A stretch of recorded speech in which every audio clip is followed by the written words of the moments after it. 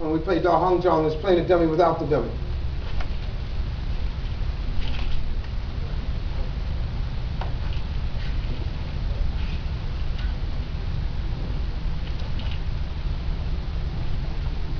Right, movement.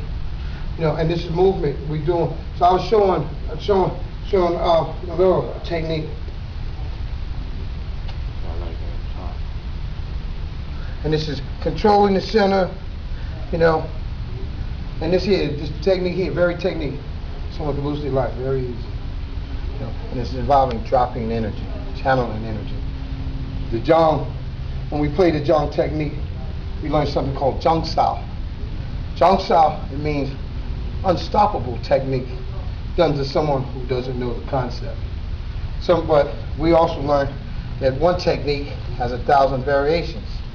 We also learned that there's no unstoppable technique when you understand flow, understand adjusting, adapting, and overcoming. So there's no unstoppable technique. The only thing that stops is you, especially if you're a book master or a mixed up martial artist. That's real talk. Okay. So what do you think about the freestyle Wing Chun?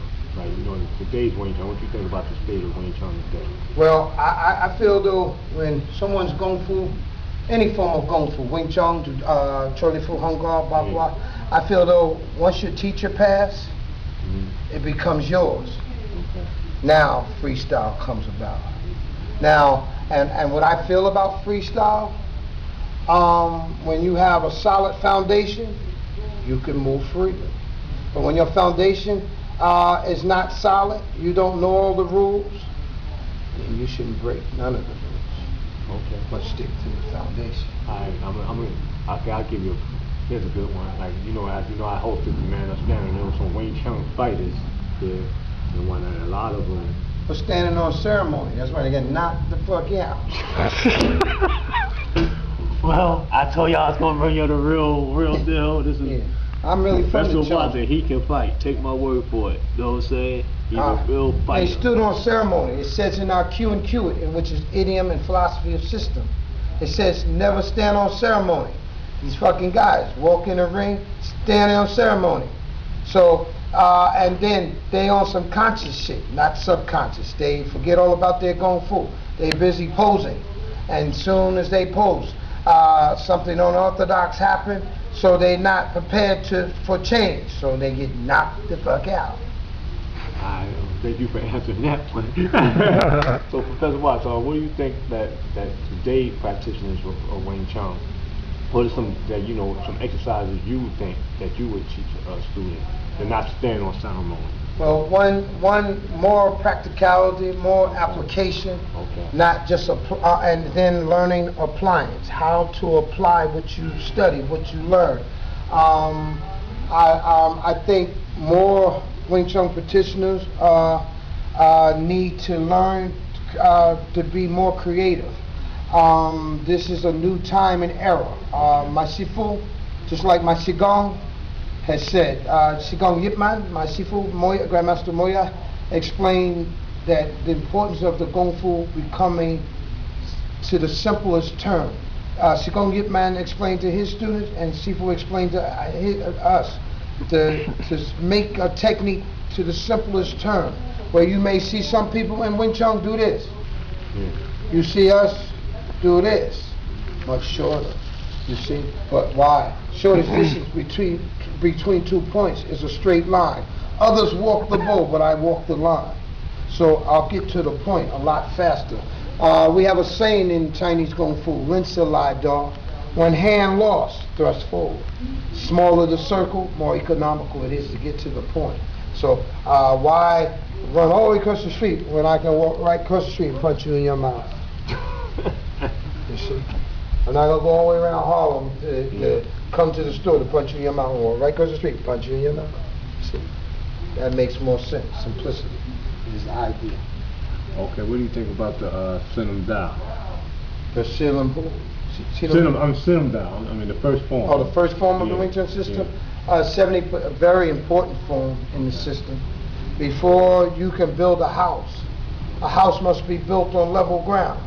Okay. So, Sinam Tao give you some majors that will travel with you till you leave this earth, you see. So, learning foundation, learning to sit properly, Yiji Kim Young Ma, to clavicle up, hip pushed out, and then once we learn to sit in this funny posture, now we have to learn the independency of these limbs from left to right, left leg, left arm, right arm. Then we must learn how to create a facing theory, a door. So Sinam Tao is like setting your foundation before you start building your house. It's like a lot of schools, first day, they're throwing kicks. Yeah. What is the use of kicking if you have no balance? So first, when you think, develop balance first before I kick, I think that makes more sense, you see. What do you think about, like, okay, like, yeah, I was reading, you know, I'm not a Wing Chun practitioner, but, you know, I love to do research. Yeah, historian, I should say, and they say that Yip Man, he's taking an hour a day to do his form. Sinam Tao, real Sinam Tao, and what he would be doing, he was doing Qigong. Okay. If you notice, the first part is done very slowly. Yeah. That whole section is Qigong. Okay. And he's doing a certain breathing. Trust me, when I first learned this system, I go, something about this is so different from Kyokushinkai, Goju, everything. But when I learned this system, and then being a fighter, I started finding out so many different essence in this system, how effective this system was. And then I'm gonna tell you what really made my mind become abroad when I realized Shaolin created this system. Umoy was a Buddhist nun who was a monk, female monk, and she escaped with the scrolls of wisdom that all the seniors were going to put together to teach this system to the monks.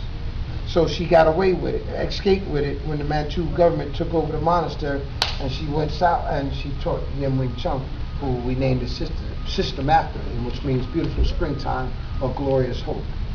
You know, you got a lot of people study the system and don't know lineage, don't know like some of the things I'm talking about right now. You know, my teacher didn't speak English. I helped him learn how to speak English. He only spoke Northern Cantonese, so we had to be like scientists when he spoke to us and taught us. Like I couldn't deal with none of your American ways. Like, yo, teacher, talk, man, be quiet.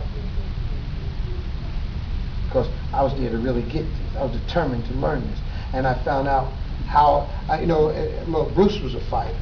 You know who made Bruce a fighter? Sibak Wong Shong Long, who passed away, who was Sigong Yip Man's top fighter in Hong Kong.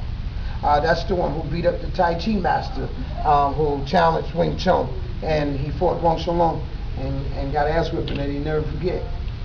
You know, like I keep telling people, you know, everybody want to think, don't get me wrong, I have nothing but respect for Tai Chi, Chen Fong. I have respect for all martial arts. It's man and woman that I have to be careful of, you know, because all of them, you know, some of them are just students. I'm a disciple. Disciple, I live this. Eat, sleep, drink, shit this. Okay, disciple,